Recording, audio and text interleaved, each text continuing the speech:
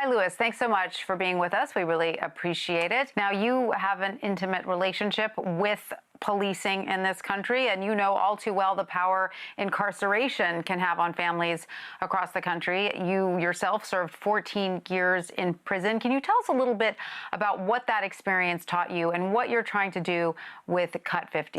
That experience taught me this. Those closest to the problem are also closest to the solution, but often furthest from resources and power. So our theory of change is legislation through humanization, taking those individuals who have been impacted by the system, people such as myself, people such as my family who supported me while I was incarcerated, people who are survivors of harm, people who are in substance abuse recovery, all who comprise what we call our empathy network. And essentially, we want to make sure that legislation is going to be smart, is going to be effective, and is going to have the input of those voices who can really help our lawmakers develop a viable solution.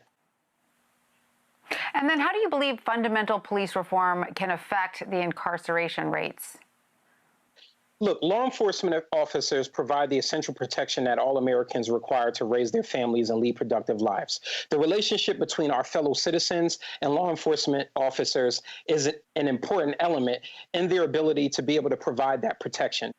Our police officers are the sentries that stand in the doorway of our mass incarceration issue that we have here in the United States of America. African Americans are incarcerated at a rate that is 5 times more than our white counterparts. And, you know, as we say where I come from, the fix is in.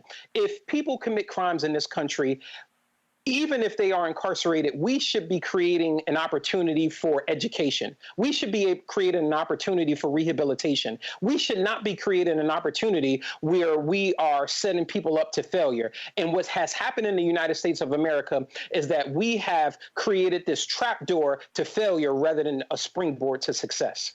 But there's a change that is happening in this country, and there's a tidal wave. There's a tidal wave of change. There is a tidal wave of hope. There is a tidal wave of new opportunity that is literally cleansing this country. It's cleansing this country from mass incarceration. It's cleansing this country from racism. It's cleansing this country from our schools and our communities being underfunded and over-policed. It is cleansing this country in a way that we haven't seen probably in this generation. So if you would have asked me how I felt the week before last about what's happening, I would have said I was infuriated. If you would have asked me last week, I would have said I was depressed. But this week, I'm hopeful.